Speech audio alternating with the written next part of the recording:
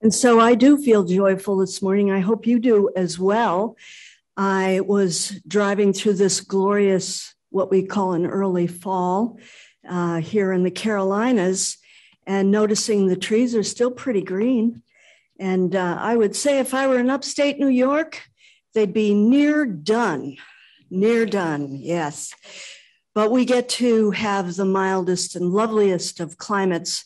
And so that's what we are as people as well. So welcome to Unity of Charlotte, where our mission is to nurture a deep and mature experience of God through the practice of unity principles. So simply put, we are here to love, to grow, and to serve. And I will tell you, when our congregation came up with that as our statement of who we are, they were really right on. And I think of those words all the time and remember the meaning to myself, as I hope you do as well. I'm Reverend Pat Dre, and I am delighted to have you here with your smiling faces that I can see even through your mask. And so those of you on Zoom, we're delighted to see your smiling faces. And we hope that those who join us, we have a fairly good crowd most weeks on YouTube. And so we welcome you as well. I'm going to start with our opening by sharing our statement of oneness. And I know you will join me in this. Together we say, there is one presence and one power in my life and the universe, God the good omnipotence. And we also share a little bit about the unity principles. And this week I had the honor to be at a memorial service for Reverend Claire Middleton, an important New Thought leader here in Charlotte. And she is and was a magnificent expression of the divine.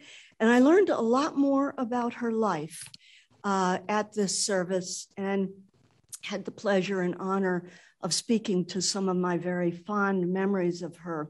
And I do know from the expression of Reverend Claire Middleton that thoughts create experiences, because her life really demonstrated that over and over again. She was a Brooklynite, and she grew up as the last child in a family, and her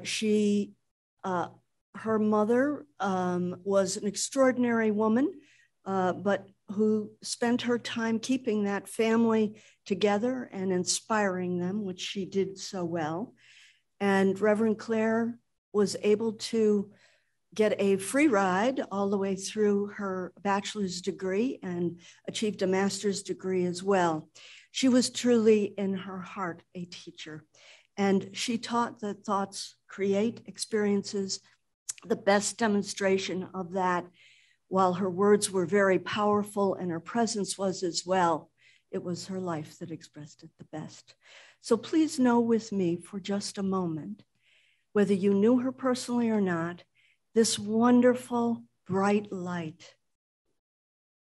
And know that she is with us as we are here today, smiling upon us and knowing for us that we know at a deeper level that our thoughts create who we are, and let that inner light, the divine light, shine in and through you as she did it for herself.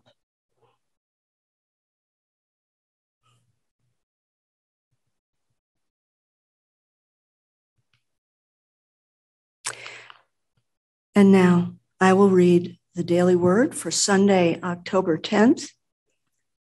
Since there really is no time, I sometimes don't know what the date is, but it is today about joy.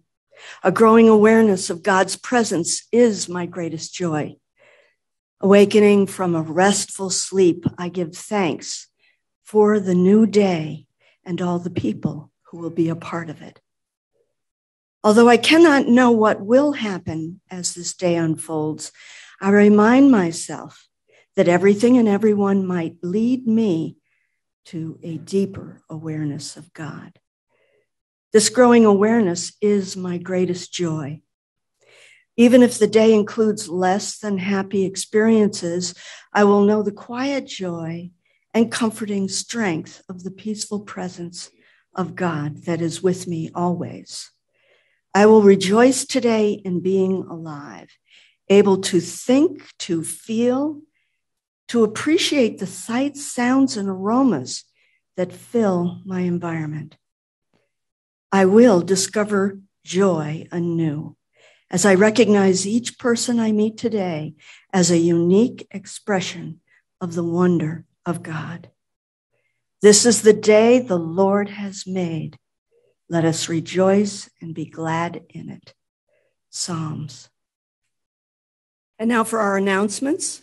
We are looking for ushers and greeters. So step up to Gil or Maria, yes, and let either of them know your interest. And I know things are going to be stepping up here at Unity of Charlotte as we welcome our new minister soon. And so let's say the prayer together on the affirmation for our new minister. You may not know the words, and our screen is decided not to stay with us this morning, but I expect we'll be back next week, especially if we put that thought into action. The affirmation for our new minister. Together we affirm that we are calling in and ready to receive another wonderful minister who is heart-centered, wise, sincere, humorous, and collaborative, and who openly walks a spiritual path of love, growth, and service. And so it is.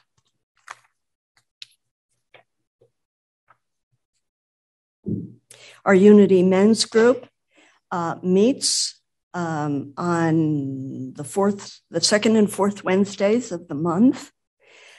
You are welcome to join that group. It's been meeting for a long time. It's a vibrant and loyal group. Make your entry into that group. If you're a male, I may invite myself sometime and see if they'd make an exception just once. Course in Miracles meets on Thursday mornings at 9:30. And of course, we do have a very important event coming up, which is an introduction to community building on Friday, October 22nd from 7 to 9 p.m. on Zoom. Folks, it's a must. Hear that from my mouth to your ears, okay? It's a must, and there will be a very exciting event that comes on the heels of that as soon as the timing is right for our congregation. I am delighted that Michael Brown is bringing to us his vast skills in the area of community building. Thank you, Michael.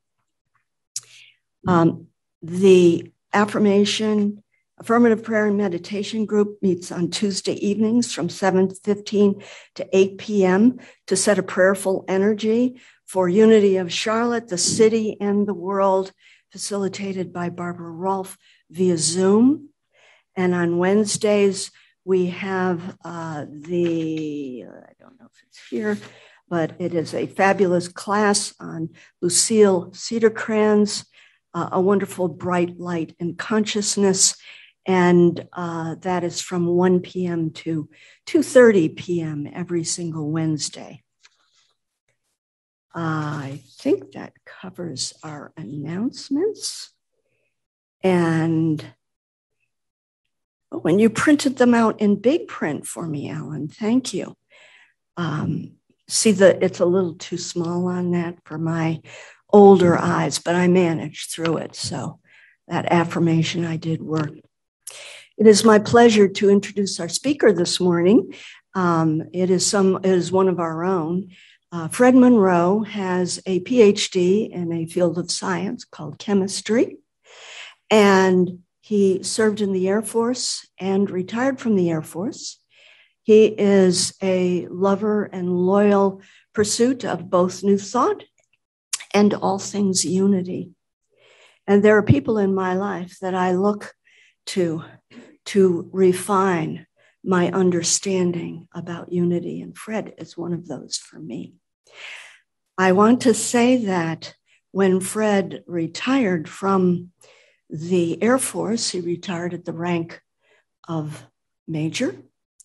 But in my mind, I give him an extra star and I call him the General. Please welcome the General Fred Monroe. Set the star.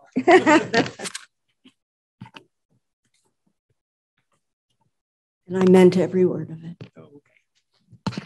I'm going to try stepping up here. Ken, I'll be your guide. Can I help you? Yeah, you can help me down. Okay, too late. Thank you for doing the daily word. I had it here just in case. As a general, you have to be prepared for anything. Actually, generals tell people what to do. They don't really do anything.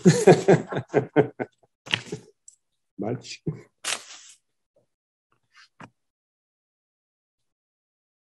My name is Fred Monroe. I can prove it's right here. I always try to be sure I have that with me. I am very glad you're here today. You knew I was going to speak and you came anyhow. Woof, that feels good. I commend your fortitude and courage. Thank you. Earlier, I had asked someone what I should speak about. The answer was, speak about the 5 unity principles. Oh my gosh. Okay, I will. I spoke earlier, 91 days ago, I might add, about unity principle number 5. I chose number 5 because I thought that had the biggest bang for the buck. It allowed you to decide on one thing, you may remember, focus on one thing, and get her done. That's what unity principle number 5 says to me. Results, action, living. Today, we're going to go right to headquarters, right to the top. Unity principle number 1. Do you know it? Hope you do when I'm done with you. God. Ha. I've been wanting to talk about God for quite a while, and I get to today. Oh, here's the book for you to study the 5 unity principles if you decide to go farther and if there's something I haven't said. But first, a little bit about my unity story. I gave you my resume last time, and I'm going to tell you my unity story this time. It's different. I walked up on it's called the Front, a bunch of hills around Boise, Idaho. I was living in Boise, Idaho, and I was hoping that my life could get going and get on with it and so forth. And so I prayed that I wanted my life to get on with it, and I would be interested in seeing what I could do next. And I specifically said, this will get you, not religious, but spiritual. Whoa. 3 days later, in the mail came an announcement about a workshop that was taking place in Boise. They were forming Unity of Boise. Turns out I became a charter member there. Well, I loved the workshop. It was great. And I've been going back to Unity ever since. Who's going to ask what year that was? 1976. Pat wants to know. Okay. At the workshop, the speaker was Don Curtis. Now, we don't hear a lot about him, but if you know about him, he is something else. He is a Hollywood star, was a Hollywood star in the cowboy business, Western style, from Texas. He had on $700 boots, and I know what I'm talking about. I've had $200 boots myself. He was wearing the $700 ones, and I was astounded. And his wife was with him, and oh my goodness, what a wonderful expression of the universe she was, too. Another, star, I'll say. The main thing Don Curtis had to say was, I was a spiritual being having a human experience. And I thought, whoa, that is pretty cool. I'll try that. So I began attending Unity of Boise. While I was there, a visitor walked in off the streets, you might say. This gal, excuse me while I sort through, look for her. Here she is. Was walking all over the United. How's that picture doing? Okay. This person was walking all over the United States in support of a peaceful world. Now, I knew my name, Fred. You'll betcha. I knew my name was Norwegian word meaning peace. And when I saw that, I thought, whoa, this is magic. So Peace Pilgrim spoke to us and said something I don't remember. But what I do remember is she walked up to me afterwards, looked me straight in the eye, almost not enough social distance, you might say, and big blue eyes. Did you see how I enhanced them a little bit, but she had the biggest blue eyes. Oh, it was amazing. She looked at me and she said, Fred, there is no devil. Oh, I leaped inside of myself and almost fell over when I heard that. No devil. I knew she was the devil incarnate trying to trick me. Ha.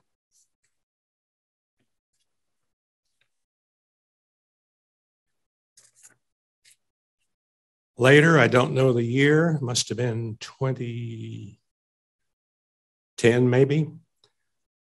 We were at Unity, me and my wife were at Unity of Missoula, Montana, and in walked Peace Pilgrim. There she was. I said, hello, how are you doing? I don't think she remembered me, but I'm telling you, I did remember her.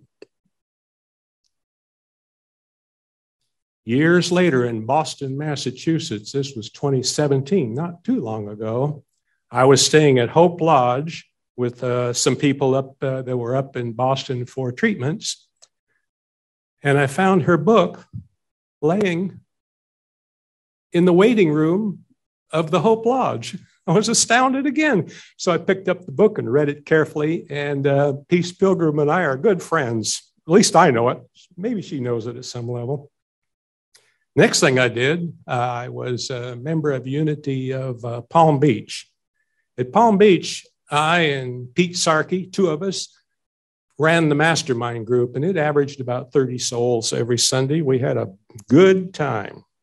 They were mostly single folks. It was a nice visit we had with each other there. At Unity of Charlotte, I've been here for a while too. I'm on the board. I was on the board, and I've been the past president. Last year, I attended Unity of Myrtle Beach quite a bit. Now, they had just sold their building, and they were meeting on property that they had purchased. They met outside in the summer humidity, which real pioneers under a small shelter. One of the people who attend the Unity of Myrtle Beach is Reverend Gervais Phillips. He used to be a minister here. And so I felt pretty acquainted with him. I helped hire him, actually. His primary quote is, well, we'll see what will be revealed. Boom, I remembered him saying that for years. I thought it was great to meet with him and get with him again. We had a good visit. Okay. They tell you to tell a story. That's my story, my idea of a story.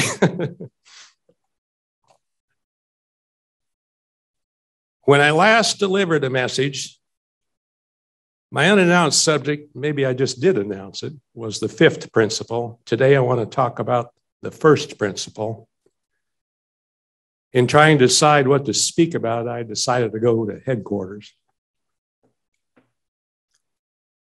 Today, we're talking about unity principle number 1.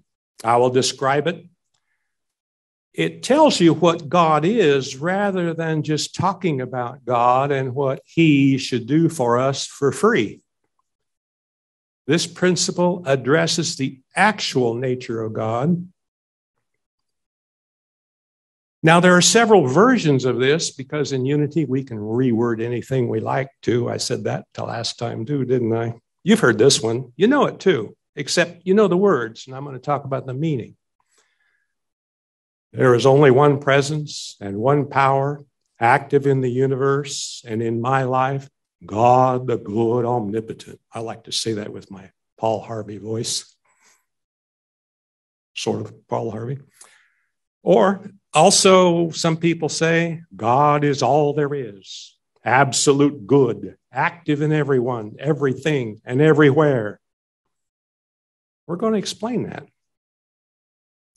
Some say God is the source and creator of all. There is no other power. God is omnipotent, meaning all power, everywhere. God is omniscient, meaning all wisdom, everywhere. God is omnipresent, everywhere, everywhere. There is no place that God is not. Since God is omnipresent, we cannot be separated from God.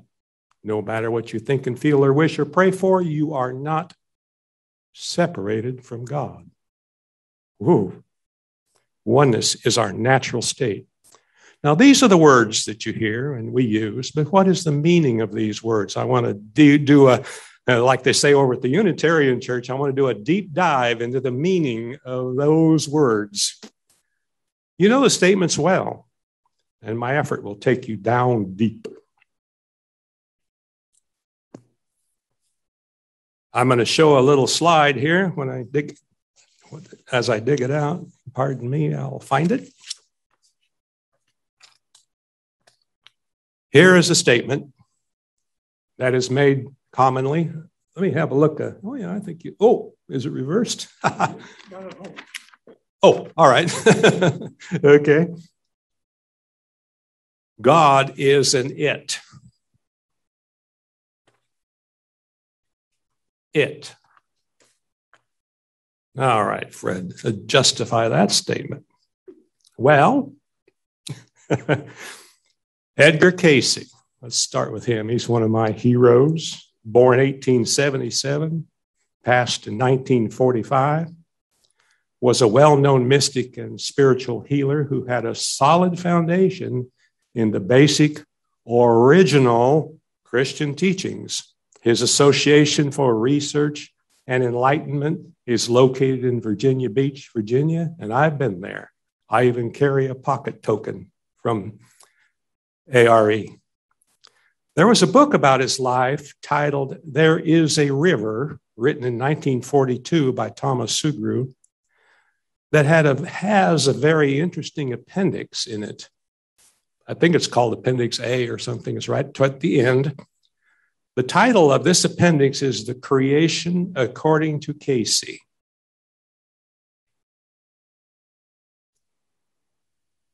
Let's meditate a minute. I'm going to read the first sentence of that appendix.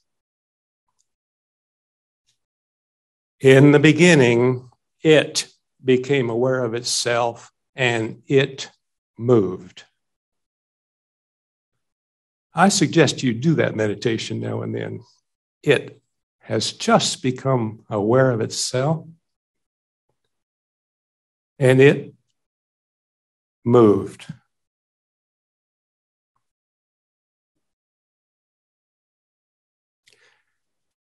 All right, that's the end of that little short meditation, please. Let's get back to this world we feel we live in. Let's talk for a minute about regular, traditional Christian churches.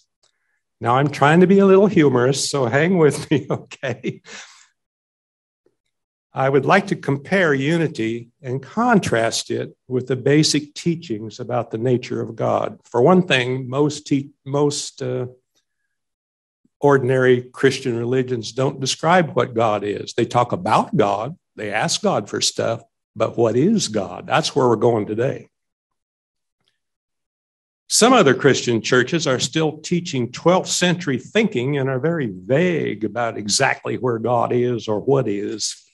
So they say God is in heaven, God is near, God is displeased, God needs to be worshiped,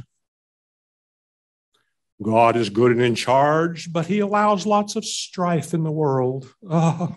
Praise him anyway.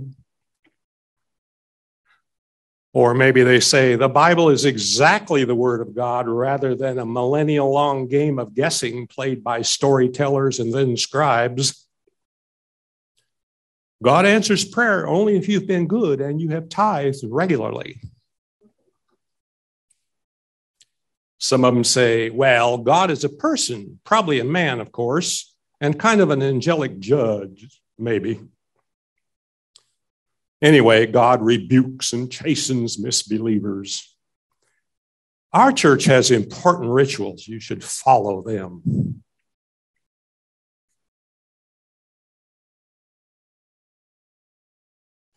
Unity is different. Myrtle Fillmore, the real founder of Unity. Did you hear that, Pat? The real one. She says God is not a personal being with parts like a man. She said God is it. Neither male nor female, but principle. There is but one mind, and in reality, no separate men and women. You can genderize if you like, but it's optional. Don't want to stop that stuff. In her other book, Healing Letters, she says, this God is not far away, but is right in our midst. We commune with God mind within our consciousness, and this is where we should direct our prayers. I put God first. These things are the things I focus on. Okay, so far so good, but what is a principle exactly?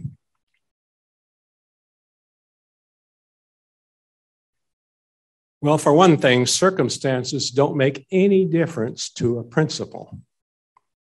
If I talk to you about, say, a mathematical principle, and I'm using this because I know you'll understand this very, very clearly. Here's a mathematical principle.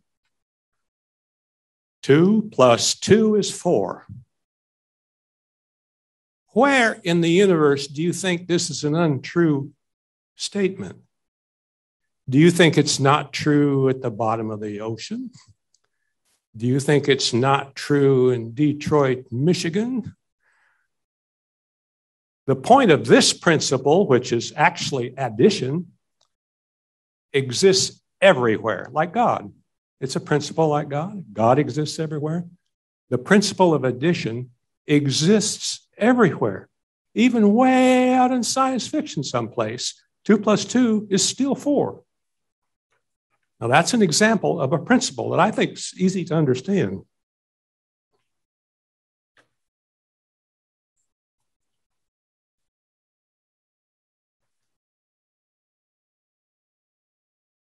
Listen to these forms of prayer and understand what they sound like to a principle. For example, you could pray, "Oh, Father, Mother, Mathematics, please make me feel better." That's what a prayer can sound like. Or how about this one? "Oh, daughter, sport car, make others do the things I say."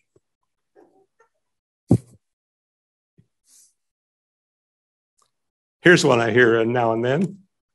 "Universe, universe." I mean, this is a cool person. She knows to say universe, right? It starts out like this. "Universe, universe." Speaking to a principle, don't forget. "I am tired of all this stuff I don't like." So, pray like this. No begging, no beseeching, no making deals with God. You're not going to make a successful deal with mathematics, are you? Not that we don't try. So, some of the other names for God, I have an awfully long list here, and I think you'll get the idea with just a few of them. We could call God the principle, God. We could call it God, good, universe, spirit, creator, reality. Illusion. Oh, yeah, illusion.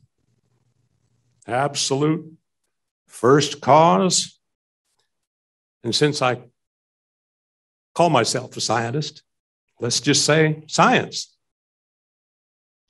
But the one I really like is the force be with you. I hear a wrinkle out there somewhere. That's another unity principle. We'll get to that another day.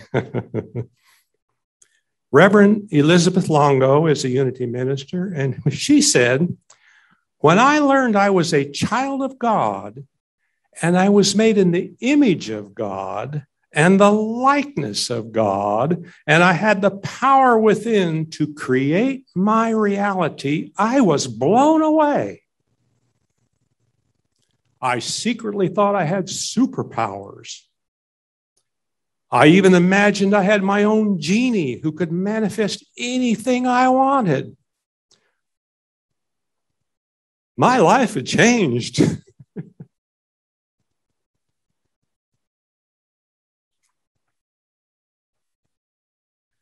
Okay. Praying to a principle. Why does it take so long for prayers to be answered? Ha! I've been waiting years to say this one. Don't know why I wait.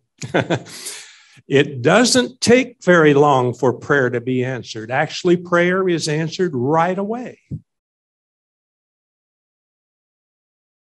Now, soaking in that one a minute, 3 reasons why it might seem to take a long time. Number 1, prayer seems to take a long time because we often unpray our prayers immediately after our prayer. What is unpraying?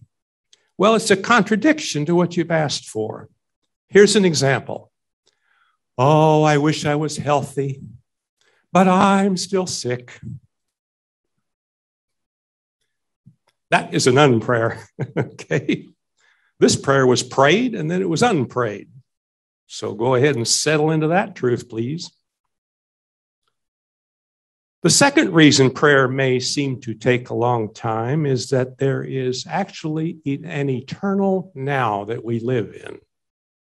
I used to think that eternity was a long, long, long future. Didn't know how long, but really long. That's quite wrong. There is no long future. Ha! What there is an eternal now. We will always have a now. We will always be in a now. We always have now ready, willing, and able to help us manifest what we decide to manifest now. You see, in spirit, there's really no hurry. In other words, don't be too sure a quick answer is that's the final answer. Believe it or not, you may accept this. You may not know the final answer. The final answer could be developing still. And that takes me to the third reason. I like this one a lot. It's a little, I don't think they talk about this in unity, but I love it anyhow. A third reason is that the planned experiences may need to be changed and many other people may be affected.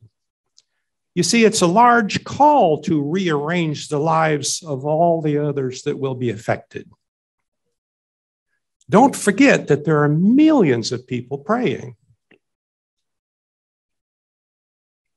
However, by the way, if prayer suddenly causes things to immediately get worse, all right, you just prayed and it's all of a sudden it's worse. Know the truth that your future is simply being compressed so that you can get to the better stuff sooner. If the universe has arranged a future and suddenly prayer changes the future, what do you suppose happens to the old future? Like that word, old future? What happens to it? Well, the universe is very efficient and does not discard arranged old futures. Quantum physics tells us things like this, that it still will go on anyhow, since it's been conceived and created. But as a result of prayer, things will speed up for us when we ask it to. Here's something you could work with, perhaps accept. It's optional. Well, it takes 21 days for lives and things to be rearranged and to personally receive for yourself the perception that your prayers have been answered. You could accept the idea if you decide to. I think it works really well for me.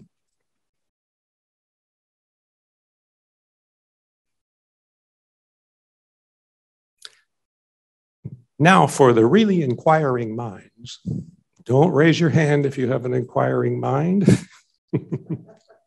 Not necessary. I have reworded these principles. This is a Fredification, but I hope you can handle it or be all right with you. Principle number 1 can be expressed, it is. That's all there is to it. God is a principle, and it simply is. Principle number 1. Principle number 2, I haven't talked about too much, maybe someday. That's the I am principle. You know, when the burning bush was talking to Moses, or maybe it was the other way around, the burning bush reportedly said, I am that I am. I think that is understood backwards. The I am is Fred Monroe, Bill Barron, Alan Batten, Michael Brown. That's the I am of this situation. Think about it. Sit still. Pay attention. What is? Well, I am. Okay, that's what we'll get to principle number 2 someday. Principle number 3 is I think. I just thought of something. I hadn't thought of it, but now I thought of it. Okay, I think. Principle number 4, that's the prayer principle. I voice it as saying, I ask. That's where you ask. Principle number 4. And principle 5, we've already talked about, I act. And my point of getting you to act was to pick one thing. I don't believe in multitasking. I do believe that we switch rapidly from one thing to another, but I think we do one thing at a time, and acting and focusing on one thing is effective. Well, look what happened to me. I had prayed in Boise, Idaho, to find spirituality, not religion. Well, truth and it came to me. Peace Pilgrim helped me get started, and I appreciate it. The concept of principle makes logical and wonderful sense to me. Thank you for your attention. Amen.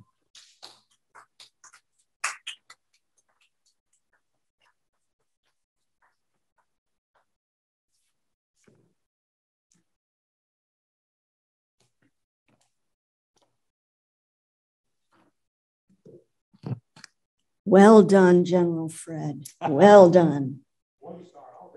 All right. I always take notes because sometimes I read them afterwards, but I mostly take them to keep my mind in the flow.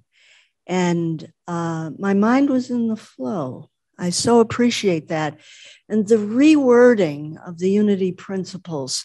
It is, I am, I think, I ask, I speak, and I act.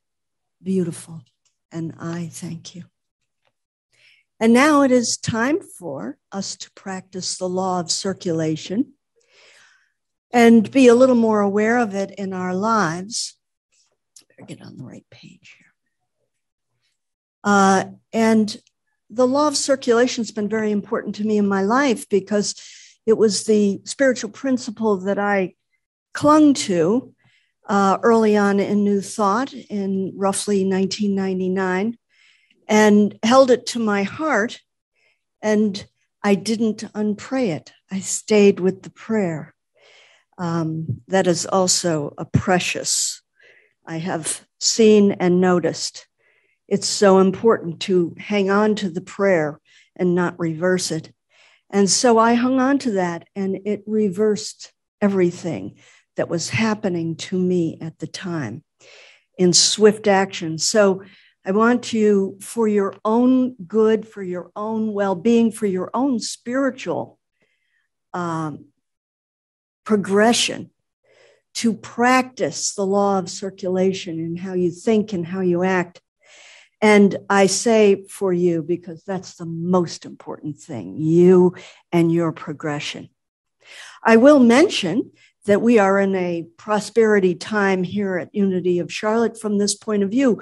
We have attracted not one, not two, but 3 ministerial candidates. And yes.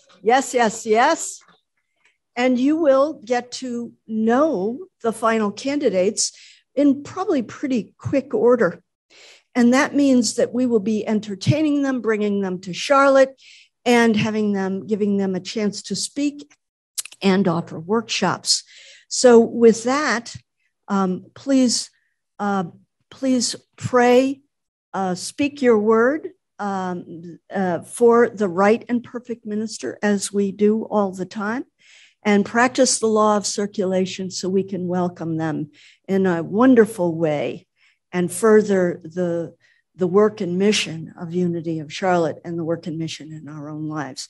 So I'm going to remind you that there are several different ways to practice the law of circulation and give to your spiritual good if you choose at Unity of Charlotte, and that is through your phone using our website and clicking on it, which I love to do.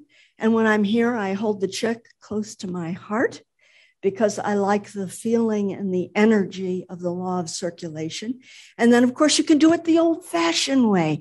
It's something you call writing a check. I did that once this week. I can't remember when I last did that, but it's also a wonderful way to practice. So I say to you, thank you for being part of the law of circulation, and join me in the prosperity blessing. Joyfully, I give this gift, knowing that the divine presence blesses and multiplies all that I am, all that I have, all that I give, and all that I receive. Thank you, God. Please join us in our prayer of protection. The light of God surrounds us. The love of God enfolds us. The power of God protects us. The presence of God watches over us. Wherever we are, God is, and all is well.